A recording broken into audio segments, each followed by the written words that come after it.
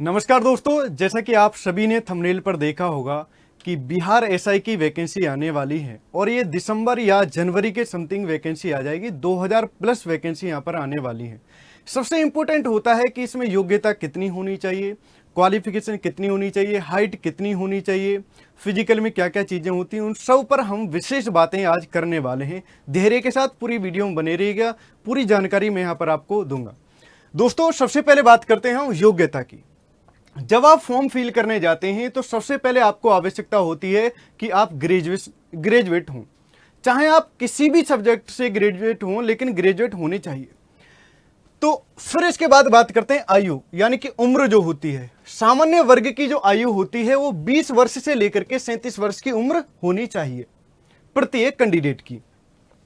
अति पिछड़ा वर्ग की बात करने लगे तो 20 वर्ष से उनकी उम्र 40 वर्ष के बीच होनी चाहिए। अनुसूचित जाति जनजाति या थर्ड जेंडर की बात करने लगे तो 20 वर्ष से 42 वर्ष की उम्र यहां पर होनी चाहिए। क्लियर है बात? उम्र की बात यहां पर क्लियर हो जाएगी। इसके बाद दोस्तों आगे बात करने वाले हैं, बहुत बड़ी वीडियो बनाने वाले नहीं है, छोटी सी वीडियो में ही आपको सारी बातें मैं यहां पर आपको बता दूंगा। अब बात करते हैं इसमें जो परीक्षाएं होती हैं। दो परीक्षाएं होती हैं, एक होती है प्रारंभिक परीक्षा, एक होती है मुख्य परीक्षा। मुख्य परीक्षा में भी दो परीक्षाएं होती हैं। पहले हम बातें करने वाले हैं प्रारंभिक परीक्षा पाठ्यक्रम पर। जो प्रारंभिक परीक्षा होती है दोस्तों, उसमें एक सिंगल पेपर होता है। क्या होता है दोस्तों? सिंगल पेपर होता है। अब ये जो सिंगल पेपर होता है दोस्तों, इस सिंगल पेपर में 100 क्वेश्चन आपसे पूछे जाते हैं। कितने क्वेश्चन? 100 क्वेश्चन पूछे जाते हैं। प्रत्येक क्वेश्चन 2 नंबर का होता है, यानी कि 2 अंक का होता है। यानी कि ओवरऑल जो अंक होते हैं वो 200 अंक बन जाते हैं। कितने अंक? 200 अंक बन जाते हैं। नेगेटिव मार्किंग भी इसमें होती है। नेगेटिव मार्किंग कितने की होती है दोस्तों? 0.2 की नेगेटिव मार्किंग होती है। न्यूनतम उत्तीर्णांक यानी कि 30% अंक लाने आवश्यक हैं। यदि आप 30% अंक नहीं लाते हैं दोस्तों तो आप मुख्य परीक्षा में नहीं बैठ पाएंगे। और आपको पता है कि इसमें जो टाइम लगता है दोस्तों, 2 घंटे का टाइम भी मिलता है। कितने घंटे का? 2 घंटे का टाइम मिलता है।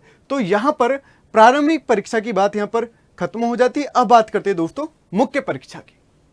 मुख्य परीक्षा में 2 पेपर होते हैं। जो पहला पेपर होता है, एक ही दिन होते हैं दोनों पेपर, पेपर 1 और पेपर 2। पेपर 1 और पेपर 2 दोनों एक ही दिन में होते हैं दोस्तों। कितने दिन में? एक ही दिन में होते हैं दोनों के दोनों पेपर। तो जो पहला पेपर होता है वो सामान्य हिंदी का आता है, जिसमें केवल हिंदी के क्वेश्चन आपसे पूछे जाएंगे और 100 क्वेश्चन पूछे जाएंगे। प्रत्येक क्वेश्चन 2 नंबर का होगा, तो 200 अंक हो जाते हैं। 2 घंटे का इसके लिए भी समय ही लगता है। इसके कुछ टाइम बाद, यानी कि 1-2 घंटे के बाद ही दूसरा पेपर होगा, वो सामान्य अध्ययन का होगा, जिसमें आपसे क्वेश्चन, मैथ के क्वेश्चन भी पूछे जाएंगे, कुछ क्वेश्चन रीजनिंग के भी और जीके जीएस भी इसमें पूछा जाएगा। तो ओवरऑल यहां पर कितने? 100 क्वेश्चन, प्रत्येक क्वेश्चन 2 अंक का होगा। यहां पर भी टोटल मिलाकर के दोस्तों मुख्य परीक्षा में 400 अंक लाने होंगे। 400 अंकों में से आप कितने % पर मेरिट लगती है उसके अनुसार बात करते हैं। यहां पर दोस्तों 200 क्वेश्चन होते हैं और 400 अंक हो जाते हैं, और इसी के अनुसार दोस्तों मेरिट बनती है। क्या बनती है? इसी के अनुसार मेरिट बनती है, जिससे आपका सिलेक्शन होता है। लेकिन इस सिलेक्शन के बाद भी अभी और भी प्रक्रिया है। इसके बाद भी अभी और प्रक्रिया, वो क्या प्रक्रिया है दोस्तों? वो प्रक्रिया है फिजिकल की। अब मैं आपसे बात करता हूं फिजिकल। सबसे इंपॉर्टेंट बात है यहां पर फिजिकल की। फिजिकल दोस्तों कैटेगरी मैंने यहां पर बना ली है, कैटेगरी मेल और फीमेल की। सबसे पहले बात करते हैं हाइट की बात। जो मेल की हाइट होती है, यानी कि जनरल और ओबीसी की जो हाइट होनी चाहिए 165 सेंटीमीटर होनी चाहिए। यहां पर बात करने लगे ईबीएस और एससी एसटी की बात करने लगे तो 160 सेंटीमीटर की हाइट होनी चाहिए मेल की बात करें तो। फीमेल की बात करने लगे दोस्तों तो 155 सेंटीमीटर होनी चाहिए।